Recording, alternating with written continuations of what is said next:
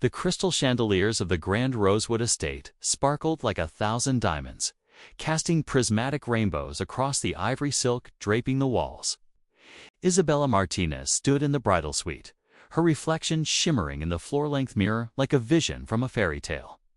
Before I take you deeper into this unforgettable moments, I want to pause and ask you something. If you believe in kindness, in second chances, and in power of turning pain into strength, then please like this video, subscribe to our channel, Kindness Records, and share it with someone who needs to hear this story today. Her custom Vera Wang gown, a masterpiece of French lace and hand-sewn pearls, hugged her curves before cascading into a cathedral train that seemed to flow like liquid moonlight. "You're absolutely breathtaking," her mother whispered, tears glistening in her eyes as she adjusted Isabella's diamond tiara, a family heirloom passed down through 4 generations. 300 guests filled the rose-adorned ceremony space below, their whispers of anticipation creating a symphony of excitement. Among them sat celebrities, business moguls, and society's elite, all gathered to witness what had been dubbed the wedding of the year by every lifestyle magazine in the country. Isabella's heart thundered beneath her bodice as the wedding planner gave her the signal. This was it. The moment she'd dreamed of since childhood. The moment that would unite her with Damien Blackwell, the charismatic entrepreneur whose tech startup had made him one of the youngest billionaires in the nation. Their love story had been a whirlwind, a chance meeting at a charity gala.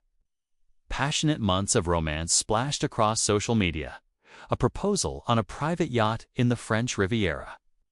Everyone said they were perfect together. Everyone said she was the luckiest woman alive. As the first notes of Pachelbel's canon filled the air, Isabella began her walk down the rose-petal-strewn aisle, her father's arm steady beneath her trembling hand. Every eye turned to watch her glide toward the altar where Damien stood, devastatingly handsome in his custom Tom Ford tuxedo. But something was wrong. Damien's expression wasn't filled with the love and adoration she expected. Instead, his jaw was set, his eyes cold and calculating. A cruel smile played at the corners of his lips. When Isabella reached the altar, the officiant began the ceremony with words about love, commitment, and sacred vows. The atmosphere was charged with emotion, hundreds of guests dabbing at their eyes, the scent of 1,000 roses perfuming the air. Then came the moment for the vows. Damien cleared his throat, pulling out his phone. Instead of the handwritten vows Isabella had watched him carefully pen just days before. A confused murmur rippled through the crowd. "Ladies and gentlemen," Damien's voice boomed through the microphone, theatrical and mocking. "Before I say I do, I think everyone should know exactly who they're watching me marry." Isabella's blood turned to ice. "Damien, what are you? Did you all know?" he continued, his voice dripping with contempt.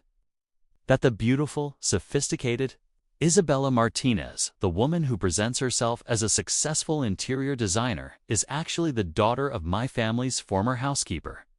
Gasps erupted throughout the venue. Isabella felt the world tilt beneath her feet. "That's right," Damien laughed bitterly. "She never told me. I had to find out from my private investigator. All those stories about her prestigious family and old money. Complete fabrications. She's been playing a part this entire time, trying to climb the social ladder straight into my bank account." Tears streamed down Isabella's face as 300 pairs of eyes bore into her. Her mother stood up in the front row, her face twisted in anguish. Damien's family and friends smirked with satisfaction, as if they'd known all along. "I'm humiliating you now," Damien hissed, leaning close so only she could hear, "because you humiliated me with your lies." The whispers grew louder.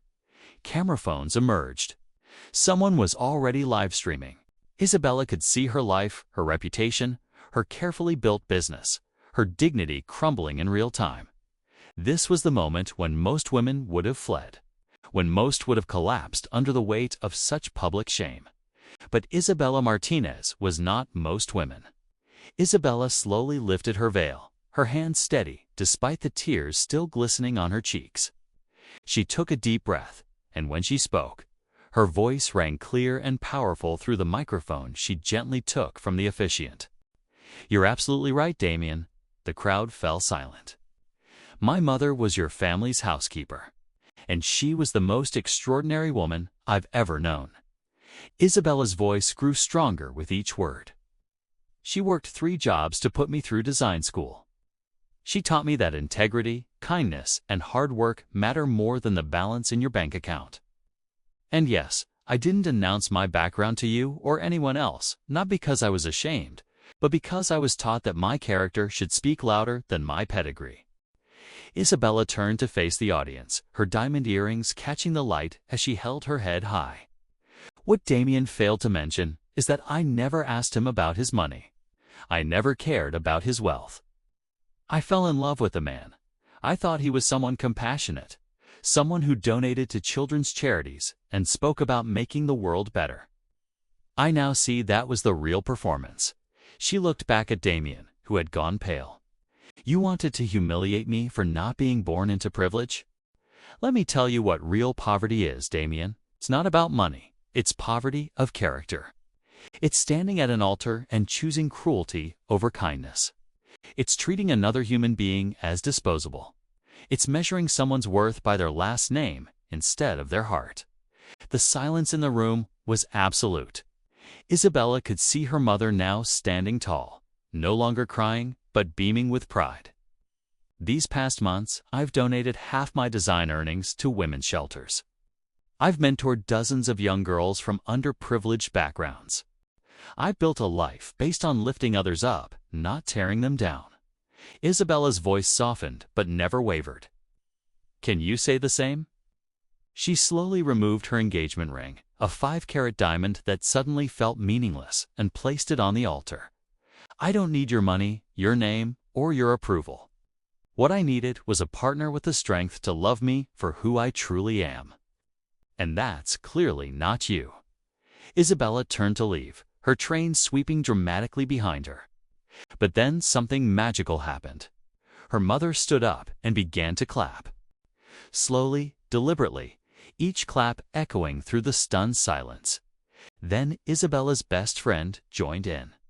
Then another guest, and another. Within moments, the entire venue erupted in thunderous applause. People were on their feet, some cheering, others crying. Even some of Damien's own guests were applauding, moved by Isabella's grace under pressure. A distinguished woman in the 3rd row, Victoria Ashford, editor-in-chief of the nation's top lifestyle magazine, stood and called out, "Isabella Martinez, you are a queen." That is how a woman of substance responds to disrespect. As Isabella walked back down the aisle, chin held high and tears of dignity streaming down her face, guests stepped into the aisle to hug her, to whisper encouragements, to slip business cards into her hands. The humiliation Damien had orchestrated had transformed into something else entirely. A moment of collective recognition that true class has nothing to do with wealth and everything to do with character. The videos went viral within hours, but unlike the scandal Damien had intended to create, Isabella became an overnight inspiration. #Team Isabella trended worldwide. Her story resonated with millions who had ever felt judged for their background, who had ever been made to feel less than. Within a week, Isabella's design firm was flooded with inquiries. Victoria Ashford featured her in a 10-page spread titled, "Grace Under Fire: The Real Isabella Martinez." 3 publishers offered book deals. A major streaming platform wanted to option her story. But the most meaningful change happened in Isabella herself. She'd spent years trying to fit into a world that had never truly accepted her, downplaying her roots, careful never to mention her mother's sacrifices. Now, she spoke openly and proudly about where she came from. She launched a foundation called Bridges, Not Barriers, providing scholarships and mentorship to young people from working-class backgrounds. Pursuing creative careers, her mother became the foundation's co-director, finally receiving the recognition she'd always deserved. Damien, meanwhile, found his reputation in tatters. Business partners distanced themselves. His company's stock plummeted as consumers boycotted his products. Turns out, the public has little tolerance for billionaires who publicly humiliate women. 6 months later, Isabella stood on a TED Talk stage, sharing her story with millions. She wore a simple but elegant dress she'd designed herself, her mother sitting in the front row. That day at the altar, Isabella told the rapt audience, "I learned that you can't humiliate someone who refuses to be ashamed of their truth. Damien tried to use my background as a weapon against me. Instead, he handed me a megaphone." She paused, her smile radiant. "My mother cleaned houses to give me opportunities. She scrubbed floors so I could reach for the stars. And that's not a secret to hide, that's a legacy to honor. That's what real luxury looks like. Not chandeliers and designer gowns, but the kind of love that sacrifices everything so the next generation can fly." The audience rose in a standing ovation that lasted 5 full minutes. A year later, Isabella met someone new. Not at a glamorous gala or an exclusive party, but at a volunteer event at a women's shelter. David was a public school teacher who'd grown up in foster care and now mentored at-risk youth. Their wedding was small, intimate, and held in the community garden, where Isabella's foundation held its mentorship programs. Isabella wore a simple dress. Her mother walked her down the aisle. There were no society magazines or celebrity guests, and it was absolutely perfect. As they exchanged vows, real ones, filled with genuine emotion, Isabella realized that the humiliation at the altar had been the greatest gift of her life. It had burned away everything false and left only what was real. It had taught her that grace isn't about never falling, it's about how you rise. That night, as she danced with her new husband under string lights in the garden, surrounded by people who loved her for exactly who she was, Isabella understood a profound truth. You can't break someone who's already learned their own worth. You can only reveal your own lack of it. And that, she thought with a smile, is how a woman truly wins, not by seeking revenge, but by becoming so genuinely happy that revenge becomes irrelevant. The girl who was humiliated at the altar had transformed into a woman who needed no altar, no approval, no validation but her own. She had turned her deepest shame into her greatest strength. And that was the most glamorous thing of all.